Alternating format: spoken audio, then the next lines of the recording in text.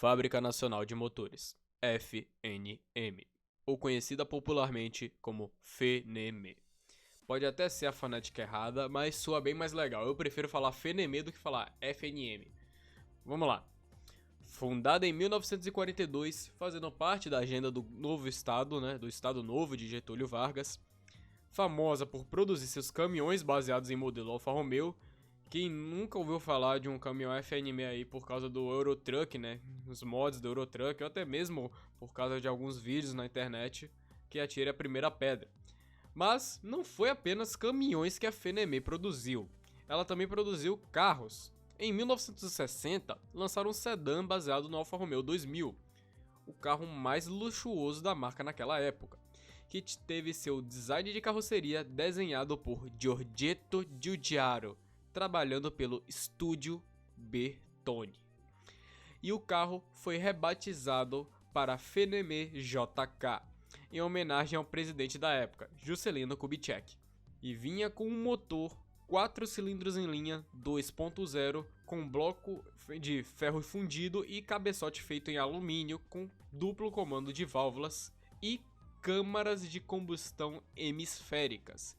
Calma, isso aqui não é metade de um motor Hemi, isso aqui é motor italiano, ok? Relaxem, isso aqui não tem nada a ver com o motor da Dodge. Mas mesmo tendo um duplo comando de válvulas, ele tinha apenas 2 válvulas por cilindro. Provavelmente aí era priorizando na eficiência, entregando aí seus 95 cavalos de potência e 16 kgfm de torque. Contexto importa, nos anos 60 isso aí é um nível de potência muito bom para motor 2.0. Tanto que empurrava a carroceria, esse motor conseguia empurrar a carroceria de 4,71 m de comprimento do FNM JK, pesando 1.360 kg e fazia isso em um 0 a 100 de até 18 segundos.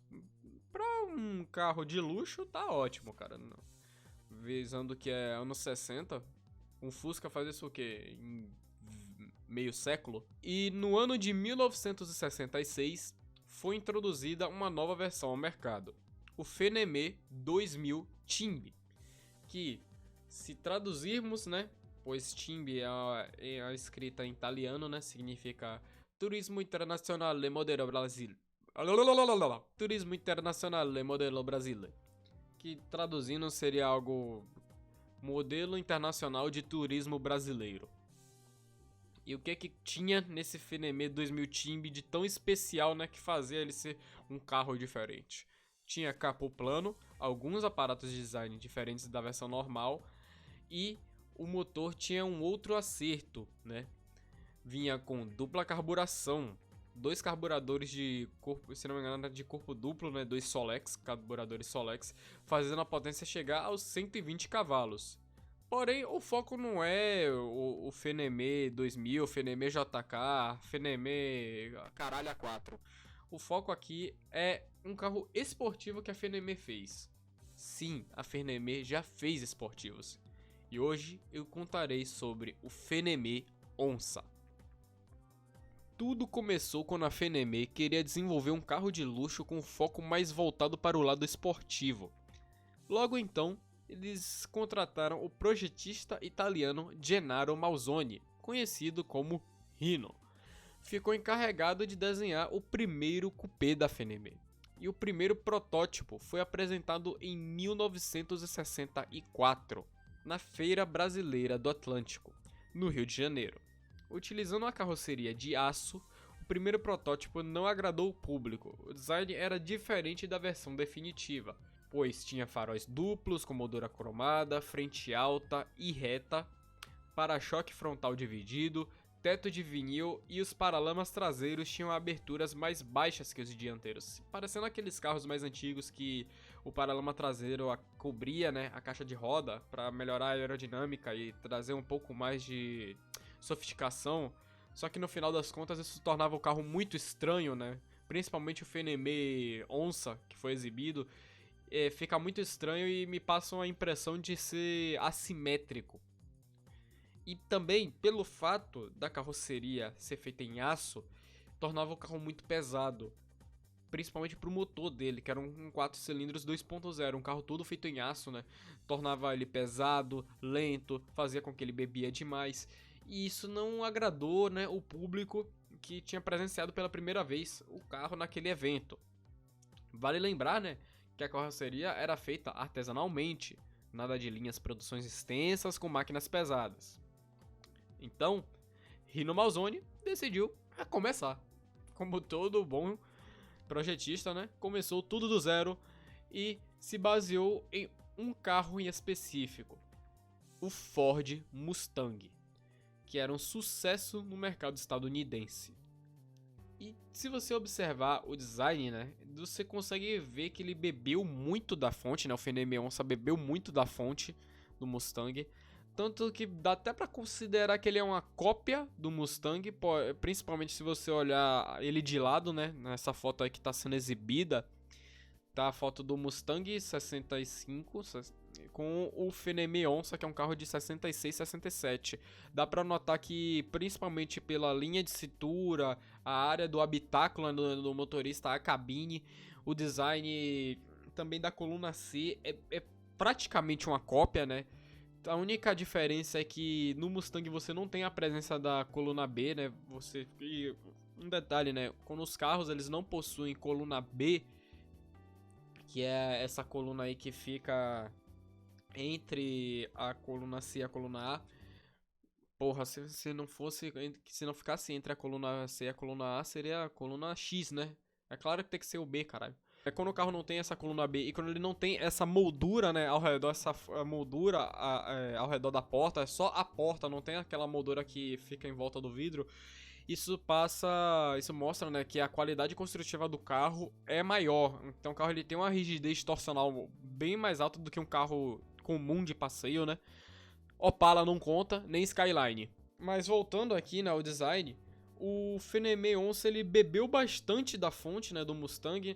Muitos vão dizer que ele é uma cópia, porém ele tem também sua questão de originalidade.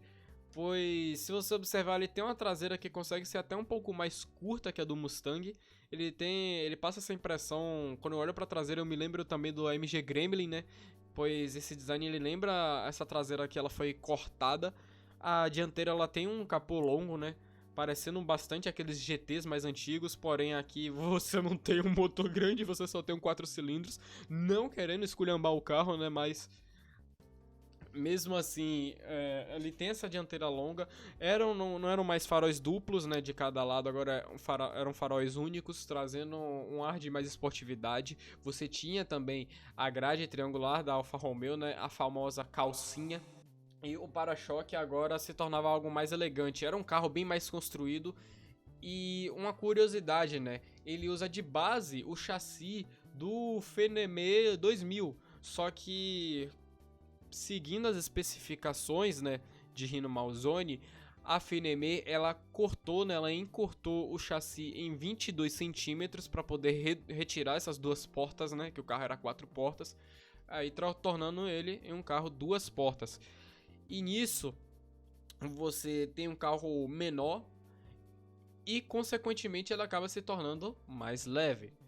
Outro fator também, que material que você usa, né, para você querer fazer um carro leve, mas sem encarecer o projeto para não recorrer à fibra de carbono? Obviamente, fibra de vidro. Além de tornar o peso do corpo da carroceria menor, a fibra de vidro ela também é mais barata e mais fácil de se manusear. E Rino Malzone produzia onça em sua fazenda de maneira artesanal, sobre é quando se conta de história. É sob.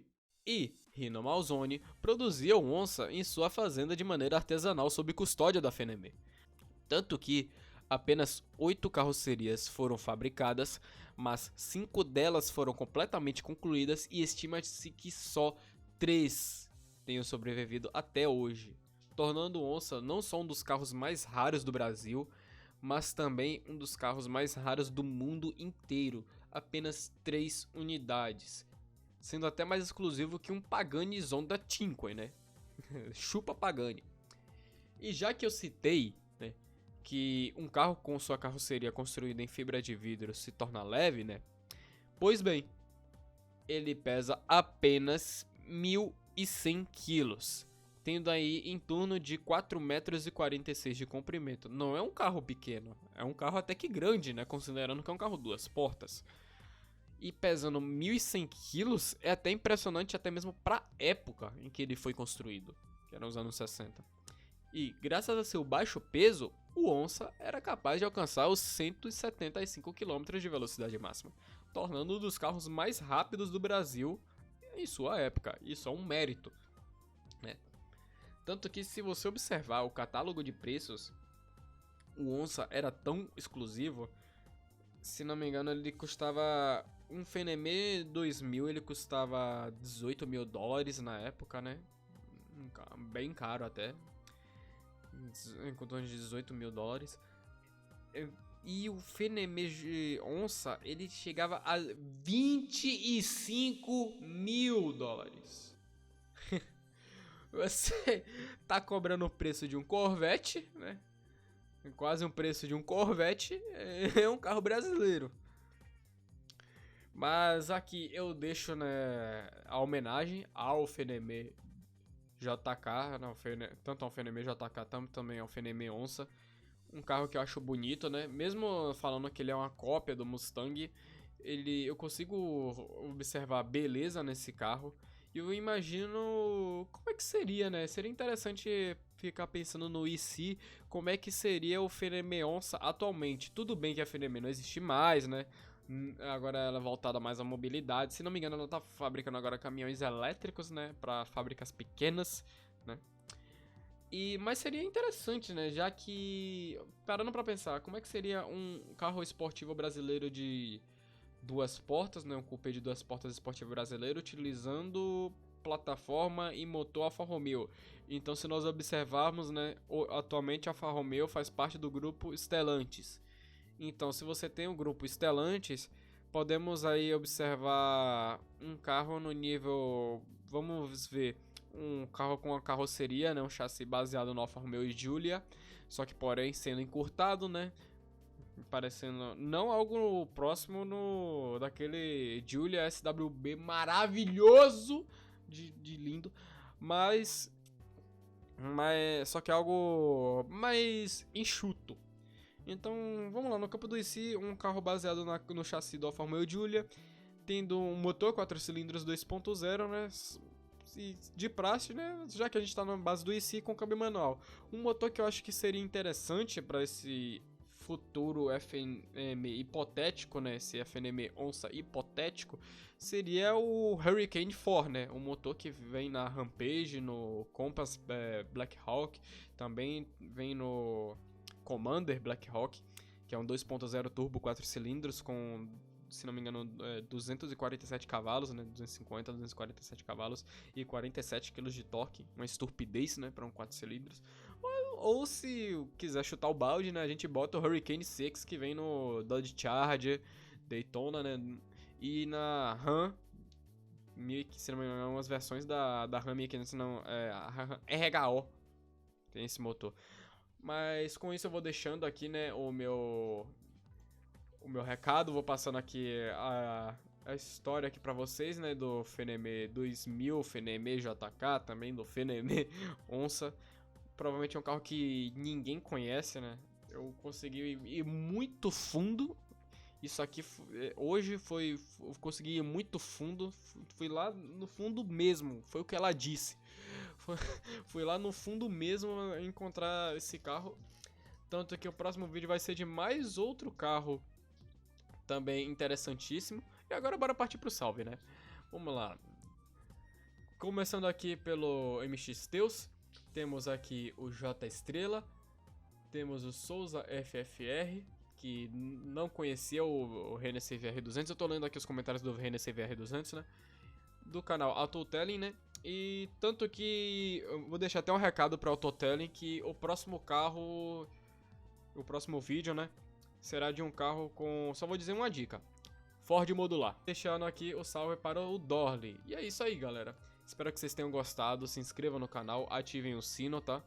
Eu sou o Dimitri Xavier, eu gosto de carros, e se você gosta de carros, recomendo que se inscreva nesse canal, pois quando eu tô sem preguiça, eu decido postar vídeo e fica muito bom. Valeu, tchau.